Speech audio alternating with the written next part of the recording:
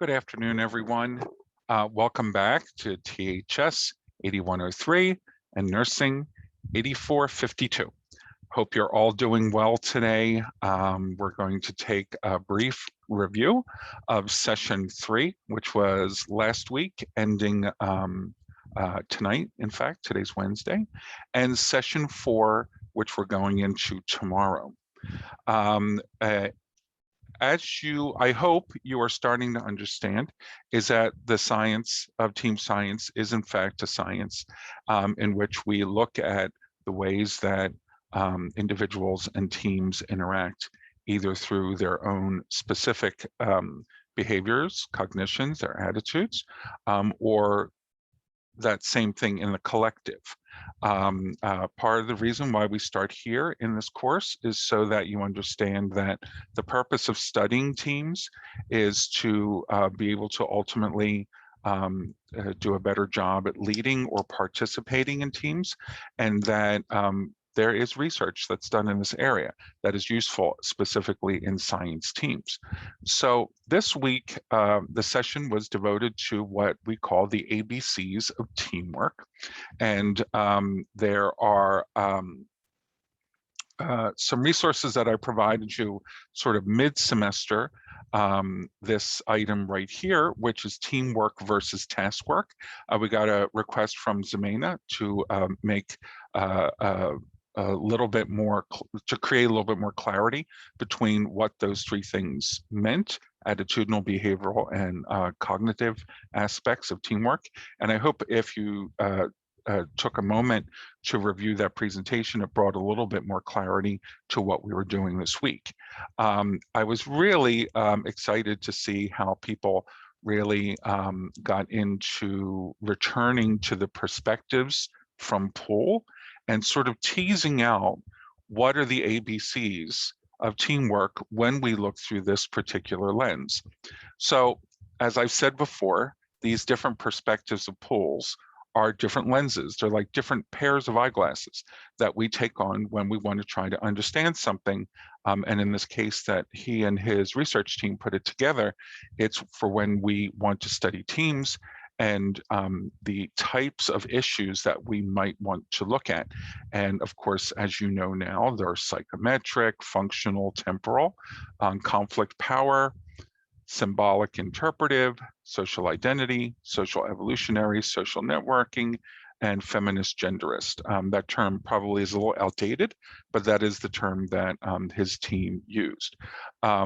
As you have learned in the previous weeks, these all have a very particular way of looking at teams that helps you focus on problems or the behaviors or the way a team works. You might want to think of it that way, without getting lost in what I sometimes call team soup.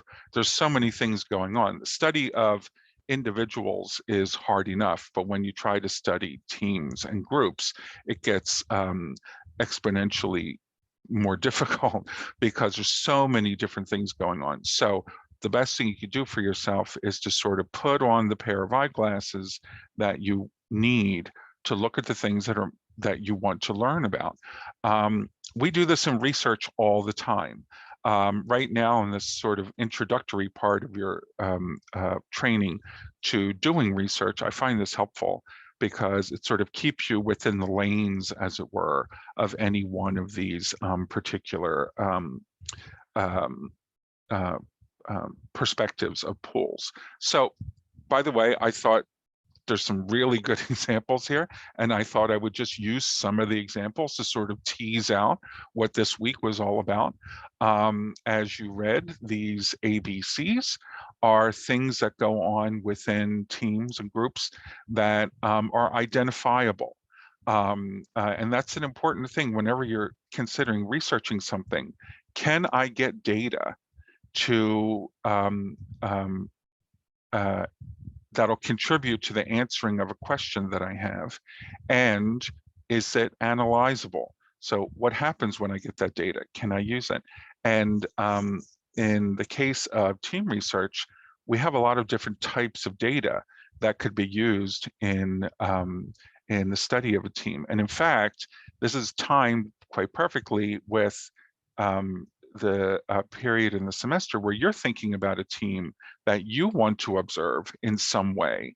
So when you look through one of these lenses now, you have a way of understanding what's the data that I'm going to be looking for. So let's just use an example here, this functional perspective that a couple of you worked on. Attitudes.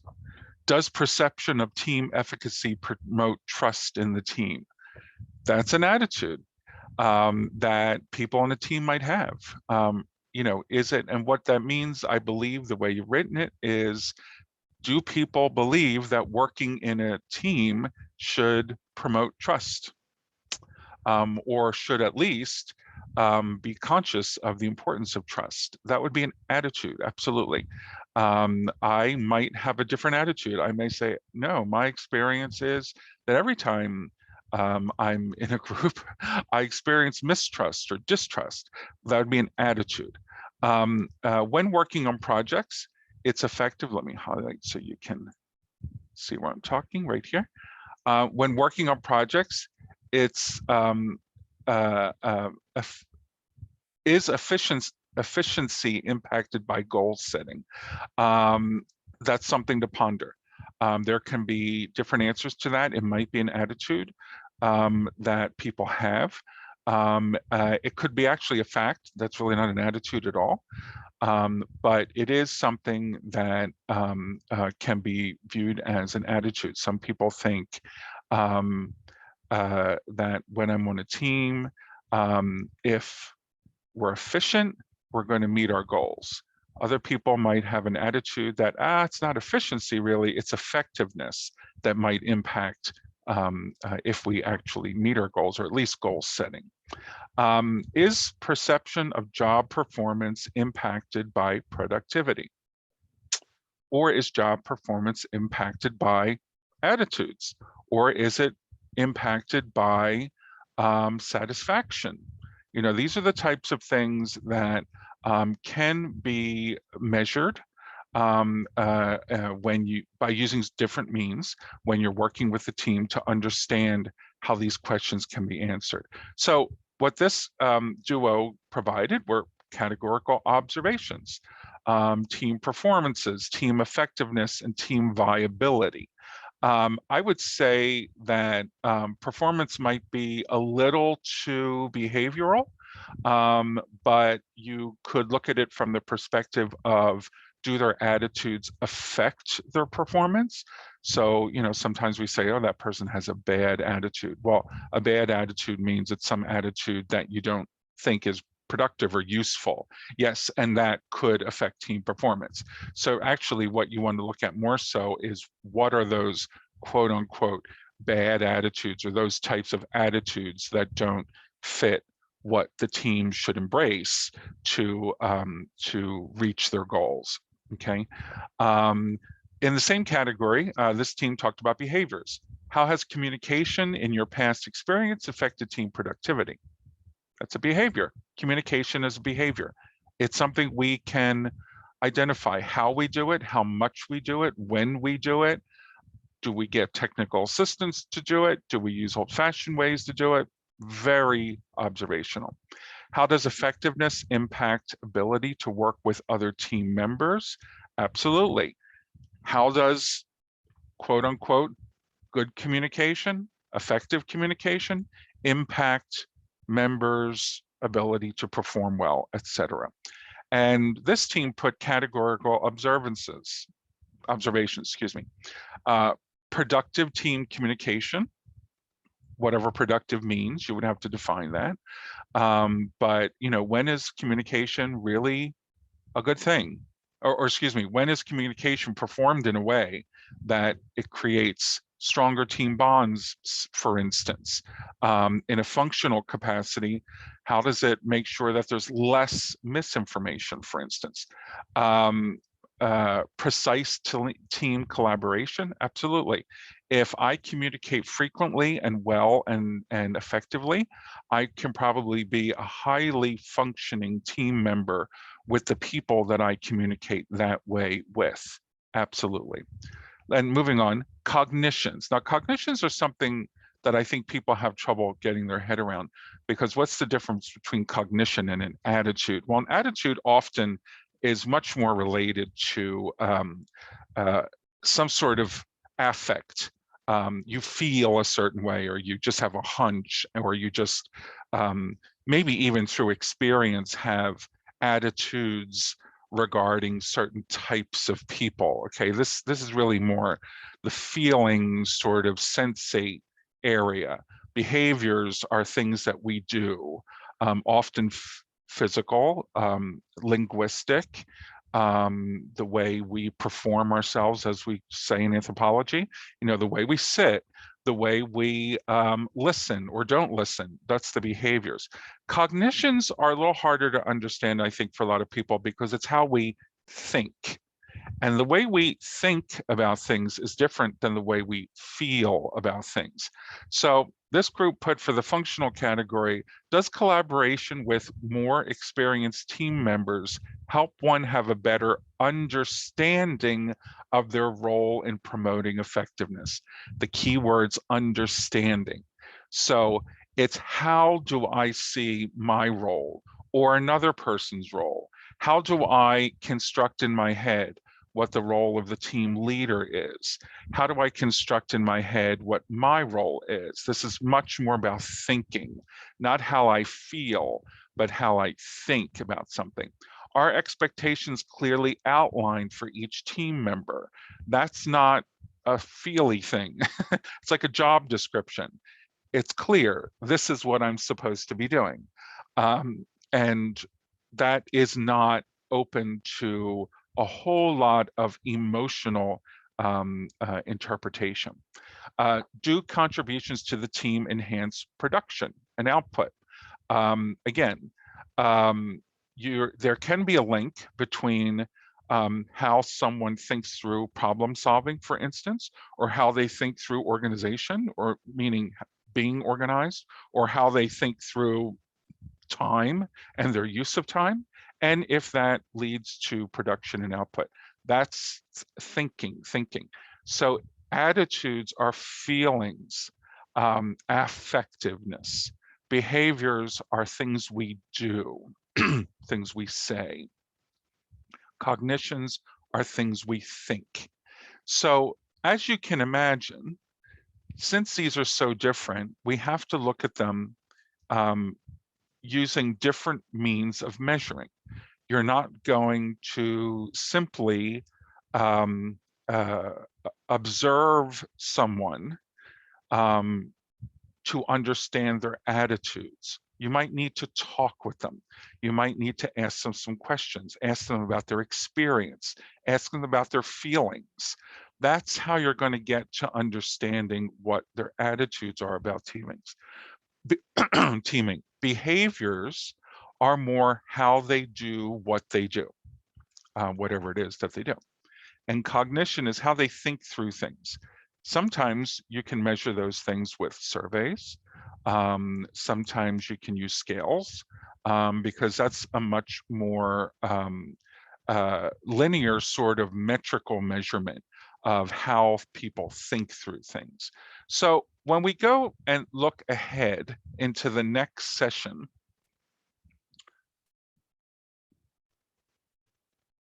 which is our session this week, session 4, now we're getting into this idea of, if we can put together teams so that we can have cross-disciplinary engagement, right? And we can look at teams through different sets of eyeglasses. That's Poole and his perspectives. And we can start to break down how teams feel, how they perform, and how they think. Then we can match up different ways of measuring effectiveness in teams. Now, remember what I always say, the reason why we study teams is so that we can gather what are the most effective means so that teams can meet their goals. And very specifically, in the context of scientific or what we call knowledge producing teams. So in session 4, the session we're going into right now, we're going to review different measurement techniques used to measure team effectiveness. We're going to perform an assessment using a measurement technique, sort of. We're going to evaluate the pros and cons of team measurement techniques and construct a survey protocol for use with an actual team using at least one of the measurement techniques. Now, this is in preparation for your observation of your own team. So here's an excerpt from a paper that I wrote with others about the concept of a knowledge-producing team. And that's going to read a little bit of it to get you started. Knowledge-producing teams are groups of collaborators that have shared and are aligned mental models. Science teams represent an important type of KPTs that, though with similar features and processes to other types of teams, contain unique aspects because of expectations from the knowledge-generating environment in which they operate. What that means is knowledge-producing teams, you could call them science teams, have a job to do. Oftentimes you think that they might be awarded a grant, for instance, where they have very specific research questions that they're trying to answer. And their job is to use the money they're being paid so that they can answer those questions and, in effect, reach the goals of the research project. That's a very typical way of thinking of it, and there's nothing wrong with that. That is a knowledge-producing team.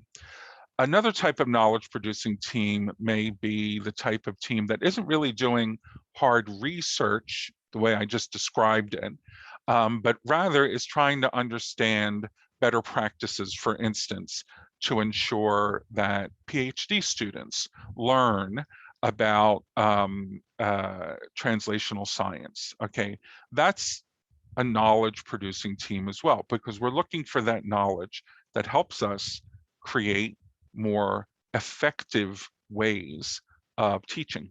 Okay, you could also say the same thing for care. If the care team is in fact searching for knowledge that is going to make the care experience more effective. Okay, now you've heard Dr. Lay and I both talk about the difference between care teams and science teams. They're not mutually exclusive, but care teams often are following sort of a predefined protocol of how to care for someone that's based on the knowledge that's been generated by somebody else, a researcher, or trends over several years or something like that. Knowledge producing teams are more specifically trying to generate, bring together, integrate knowledge. Okay. So the reading this week looks like a lot. It's really not as much as it looks, but it represents a lot of different ways that we measure team effectiveness, knowledge producing teams, and how they can be more effective. And I've given you just examples of some of the major areas of how we look at teams and the ways we can measure them. Let me give you some examples. The first one, bibliometrics. Bibliometrics is popular in this study of teams because what it does is it looks at who publishes with who, or who writes with who, or how many Americans publish with Europeans, or maybe people who live in the Far East, or what is the combination of men and women on writing teams, etc. Now you may ask yourself, what's the usefulness of this? Well, actually, bibliometrics is what informs the fact that teams that are more diverse actually tend to publish more and are cited more. That is simply a study of the trends of highly diverse teams. It's science. We did that. We crunched the numbers. We looked at and bibliometrics as a way to understand better who works with who, what, and if any of you have published, you know now that in the publishing fields, now we're even more interested in who did what part on each on an article. So like who did the analysis and who wrote, who was the person who came up with the original concept, et cetera, et cetera. Well, we learn a lot from this. It's in some ways very eye-opening, especially now that we find that scientific teams of women tend to be more cited in other disciplines than their own. We've learned that's because oftentimes women who work with each other across disciplines actually have a greater field of distribution than sometimes men do. That's a type of research that goes on. Bibliometrics is looking at, in a sense, data, we even would call it now big data, to inform what are better patterns of collaboration in writing, for instance. Let me just go down to a couple more because you'll read about these this week. Knowledge integration. Can we measure how knowledge is integrated by different people in a team when their job is to integrate knowledge? So a research team whose job it is to integrate existing knowledge, not necessarily to come up with new knowledge, like in discovery. Can we measure that? Is that really possible? Here's an article by Suzanne Paletz. She's at University of Maryland College Park. But there's a brand new article that'll be coming out very soon that was the result of dissertation work by one of our own students that I directed his dissertation, where he measured knowledge integration at the FDA in drug review and development. Okay, there are techniques that can be used to understand how knowledge is integrated. And lastly, let me just use another one way down here, psychometrics. Psychometrics is exactly the way it reads. It's the measurement of psyche. It's often technically grounded in how people think, personality profiles, what motivates them, that sort of thing. I have myself developed a tool called the Matrix with some colleagues here, which measures motivation to collaborate. That's one of the areas of my research. So here, this was a pilot study of analysis that Dr. Mallinson and I did together. And you'll see it is possible to measure people's motivations without asking them a whole lot of questions. We can ask a relatively low amount of questions, and through the study of teams, we can make some inferences about what it is that individuals are motivated by to work on in teams. So here's where things get a little more complicated, and it's because of the work you've read about in the first couple weeks of the course. We've been talking about sort of the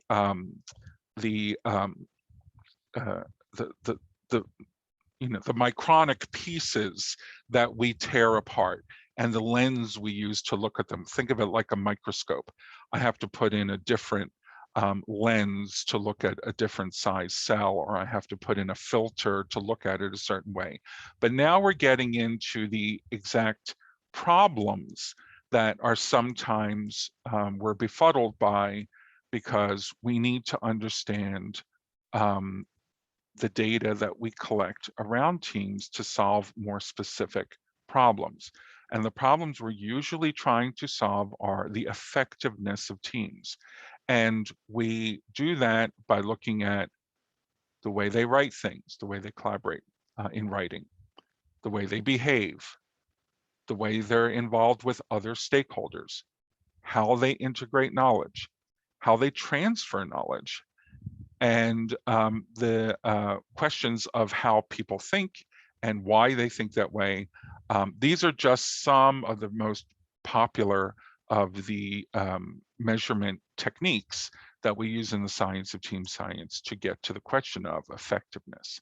So you have a session activity this week that is in preparation for your residency weekend next week. We're asking you to prepare a one-page overview of the team you've decided to observe and measure their effectiveness, just what I've been talking about.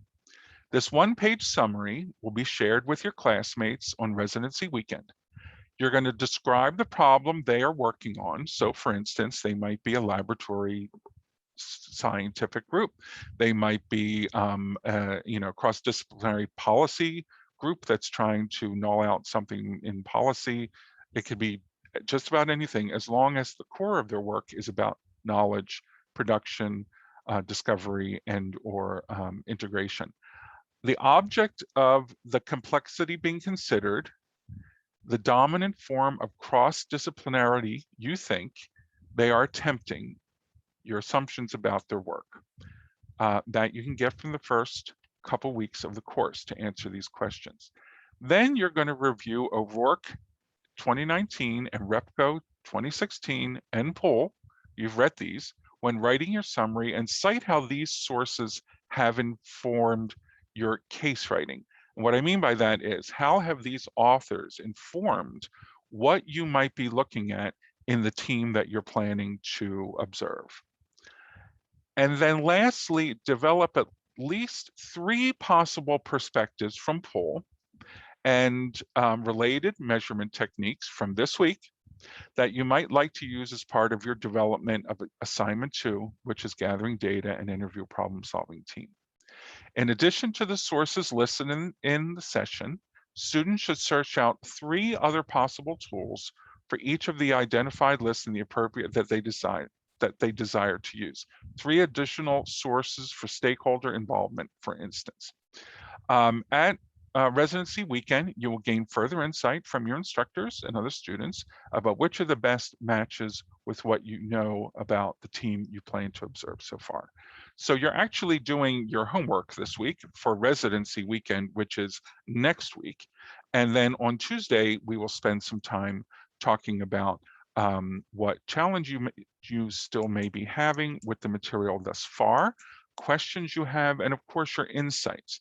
So for our Tuesday evening Takeout Tuesday, we're going to ask you to go back and read through all the prompting questions that we asked, the focus questions that we asked from the different readings, so we can talk a little bit about what you might have learned from the readings. And this will be for the first 4 sessions of the semester.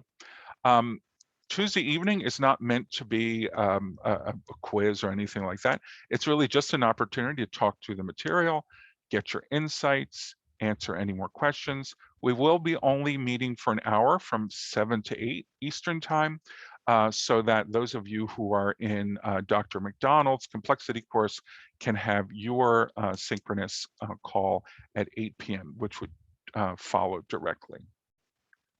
I will be putting all this into an announcement that I send you shortly. Good luck this week in looking over this material and getting your thoughts around how you want to look at that team that you've identified as one to be observed through this course. Hope you all have a great rest of the week and weekend, and I look forward to seeing you all on our call on Tuesday night. Have a great day. Bye-bye.